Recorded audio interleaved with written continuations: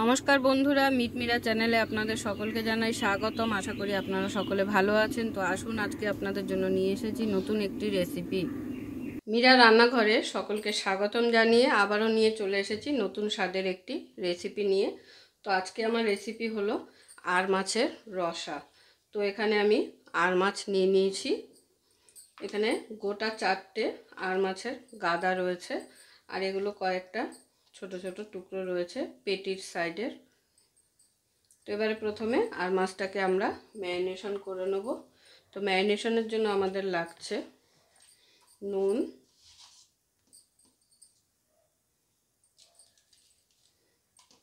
হলুদ,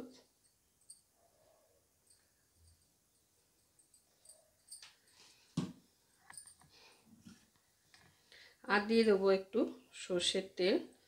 সবাই জানেন যে আর মাছের, বোয়াল মাছের যেহেতু আঁশ হয় না কোনো রকম, তো সেই জন্য আর মাছ, বোয়াল মাছ ভাজলে কিন্তু একটু ছেটকায়।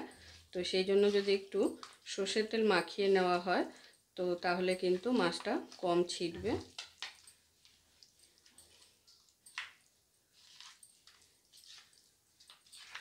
তো ম্যারিনেশন করে নেওয়া হয়ে গেল। এরপরে আমি একটি মশলা রেডি করে দেখাবো আপনাদের। তো এবারে যে মশলাটা রেডি করব, এই রান্নাটা কিন্তু পুরোটাই বাটা মশলা দিয়ে করতে হবে, তবেই কিন্তু স্বাদটা পাবেন। না হলে কিন্তু সেই স্বাদটা আসবে না যদি গুঁড়ো মশলা দিয়ে করেন। তো বাটা মশলার জন্য আমি এখানে শিলনোড়ায় মশলাটা বেটে নেব। তো এখানে আমি একটা পেঁয়াজ কুচিয়ে নিয়েছি, পেঁয়াজটাকে বেটে নেব। তার সাথে দিয়ে দিচ্ছি 4-5 কোয়া রসুন, আর দিয়ে দিচ্ছি হাফ ইঞ্চ মতো আদা। এবারে এগুলোকে আমি বেটে ফেলবো। আপনারা চাইলে মিক্সিং জারেও বেটে নিতে পারেন, কিন্তু বেটে রান্নাটা করতে হবে, মশলাটা বেটে।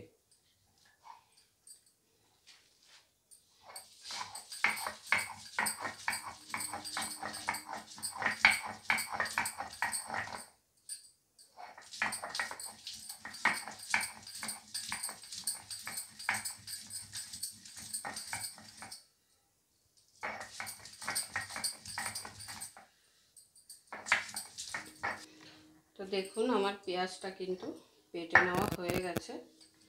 তো শিলনোড়ায় যখন বাটবেন একটু ভালো করে মিহি করে কিন্তু বাটাটা করে নিতে হবে।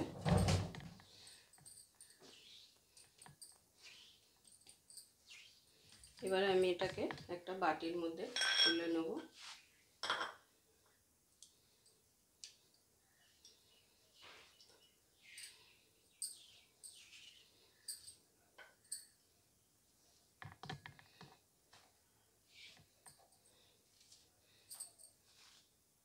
এরপরে আরও একটু বাটতে হবে।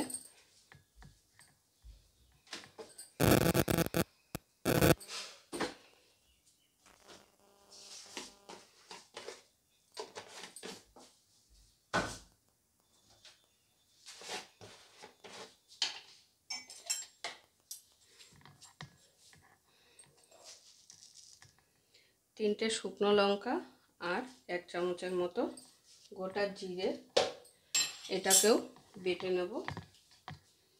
শুকনো লঙ্কাগুলো আমি কিছুক্ষণ জলে ভিজিয়ে রেখেছিলাম যাতে বেটে নিতে সুবিধা হয়। এবারে এটারও একটা পেস্ট করে নেব।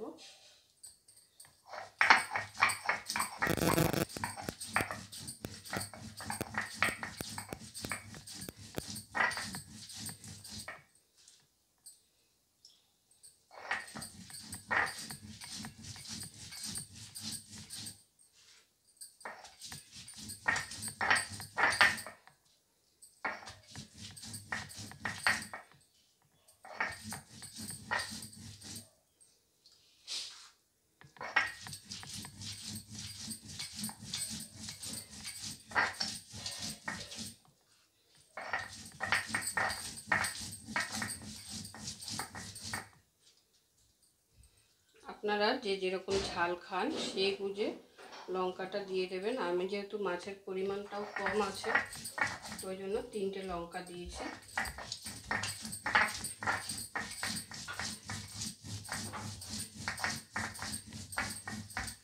মাছের পরিমাণটা যদি বেড়ে যেত তাহলে কিন্তু লঙ্কাটাও বেশি লাগতো। তো দেখুন মশলা কিন্তু আমার একেবারে রেডি। তো এবার এই মশলাটাকেও ওই বাটির মধ্যেই তুলে নেবো একসাথে। আপনারা চাইলে মিক্সিং জারে করে একসাথেই সমস্ত কিছুকে বেটে নিতে পারবেন। পেঁয়াজ, রসুন, আদা, লঙ্কা ও জিরে সমস্ত কিছু একসাথেই কিন্তু বেটে নিলে হবে।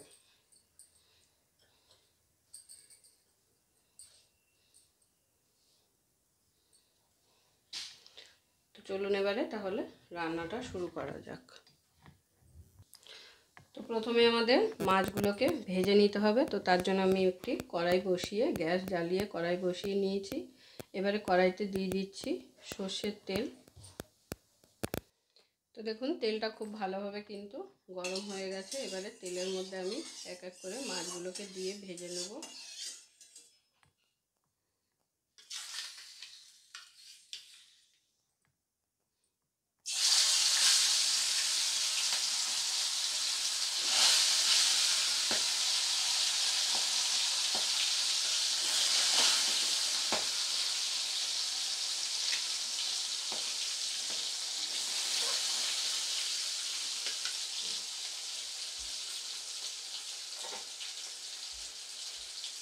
তো মাছগুলো যেহেতু একটু ছেটকাবে, তো সেই জন্য একটু দিয়ে দিচ্ছি ঢাকা দিয়ে দিয়ে যদি রান্নাটা করে নেন তাহলে কিন্তু মাছ আর ছেটার ভয়টা থাকে না।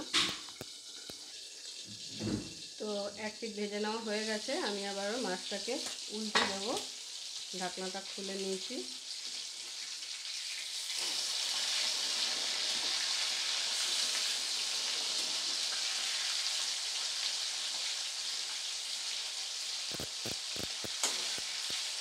এইভাবে যদি ঢাকা দিয়ে মাছগুলো ভাজেন তাহলে কিন্তু এক ফোঁটাও তেল ছেটকানোর ভয় থাকে না। তো আমি উল্টে দিয়ে আবারও ঢাকা দিয়ে দিলাম। তো আবারও দেখে নিচ্ছি আর এক পিঠ ভাজা হয়ে গেছে। তো হ্যাঁ, তো আমি এবারে মাছগুলোকে তুলে নেব। এইভাবে সমস্ত মাছগুলোকে কিন্তু ভেজে নেব।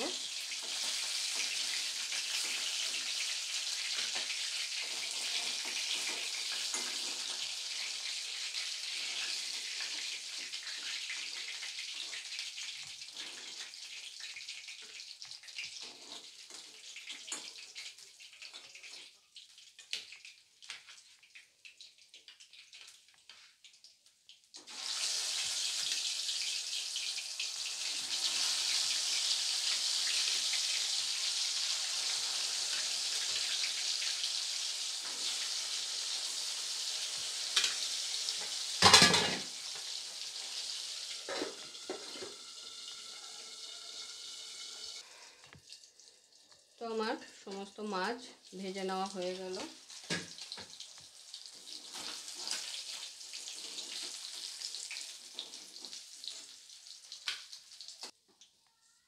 এরপরে এই তেলের মধ্যেই দিয়ে দেবো গোটা জিরে ফোড়নের জন্য।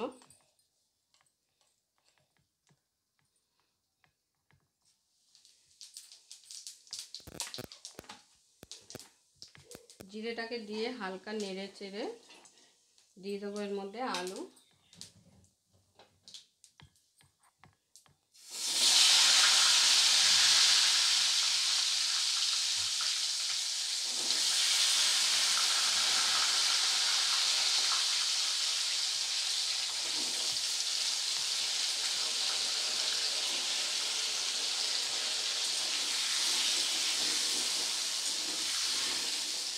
এবারে আলুটাকে হালকা একটু লাল করে ভেজে নেব। তো দেখুন আলুটা যখন হালকা এরকম লালচে ভাব চলে আসবে তখন এর মধ্যে দিয়ে দিচ্ছি আমি একটা টমেটো পাতলা করে কেটে নেওয়া। টমেটোটা আপনারা চাইলে দিতেও পারেন, আর যদি মনে করেন দেবেন না তো সেক্ষেত্রে স্কিপ করে যেতে পারেন। আমি টমেটো ছাড়া মাছের ঝোল আমার ঠিক ভালো লাগে না, তো সেই কারণে আমি একটু টমেটো দিয়ে দিলাম।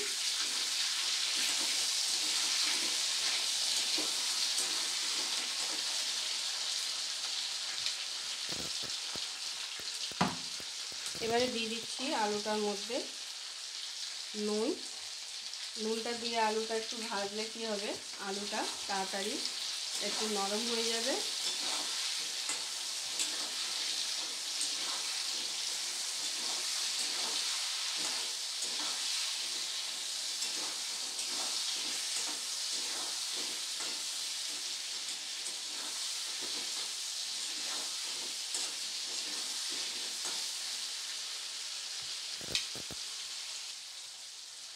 দেখুন আলুটাকে খুব সুন্দর লালচে করে ভেজে নিয়েছি।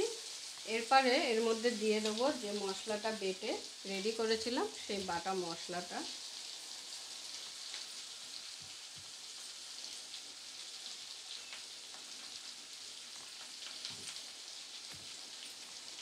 মশলাটা দিয়ে এবারে খুব ভালো করে আলুর সাথে একটু মিশিয়ে দেবো।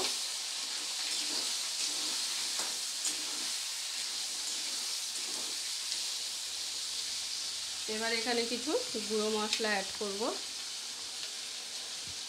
গুঁড়ো মশলা বলতে আগেই বলেছি, যেহেতু এই রান্নাটা পুরোটাই বাটা মশলাই হবে। তো গুঁড়ো মশলা বলতে হলুদ, যেটা ছাড়া তরকারিতে কোনো কালারই আসবে না।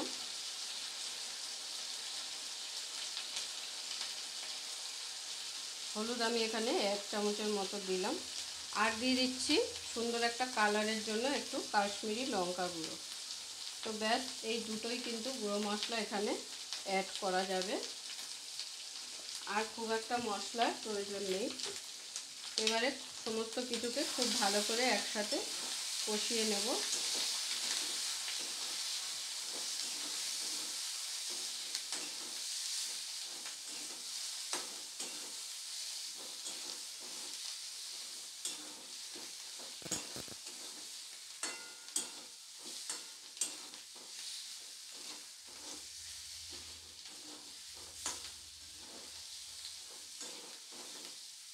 মশলাটা কষিয়ে যখন এরকম শুকিয়ে তেল ছাড়তে শুরু করবে, তখন দিয়ে দিচ্ছি মশলা বাটিটা ধুয়ে সামান্য একটু জল।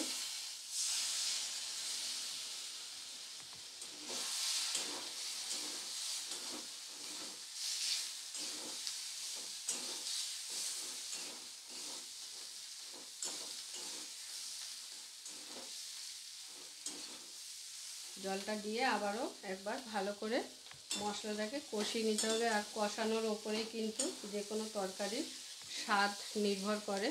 মশলা যত ভালো করে কষিয়ে নেবেন, ততই কিন্তু তরকারির স্বাদ বেড়ে যাবে। তো খুব ভালো করে কষিয়ে নিয়েছি, তেলও ছাড়তে শুরু করে দিয়েছে। এই সময় আমাদের দিয়ে দিতে হবে পরিমাণ মতো জল। আপনারা যে যতটা গ্রেভি রাখবেন সেই বুঝে জলটা দেবেন।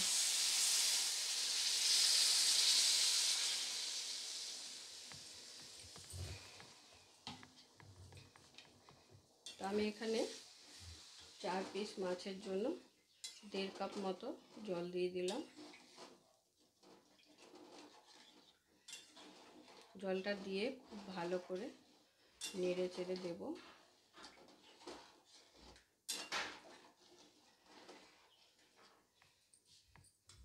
তো এবারে ঝোলটাকে ফুটতে দেব। তো দেখুন ঝোলটা যখন ঠিক এইভাবে টকবক করে ফুটতে শুরু করবে, তখন এর মধ্যে দিয়ে দেব ভেজে রাখা মাছগুলো।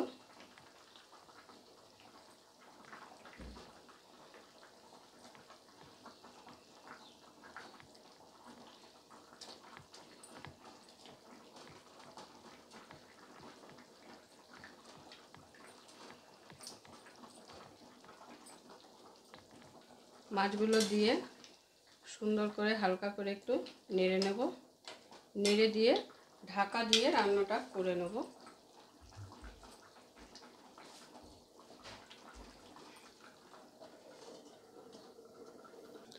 তো প্রায় 10 মিনিট হয়ে গেছে, আমি ঢাকাটা খুলে একবার চেক করে নেব। দেখুন গ্রেভিটা কিন্তু অনেকটাই টেনে এসেছে। এবারে আমি এখানে দিয়ে দেবো কিছু কাঁচা লঙ্কা চেরা। যেহেতু শুকনো লঙ্কা বাটা দিয়েছি, তো পরিমাণ বুঝে ঝালটা দেবেন, যে যেরকম ঝাল খান। দিয়ে দিলাম 3টে কাঁচা লঙ্কা চেরা।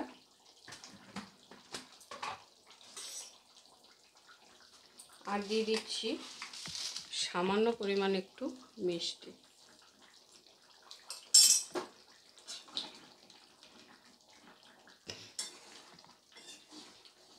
তো আমাদের আর মাছের রসা কিন্তু একদম রেডি হয়ে এসেছে।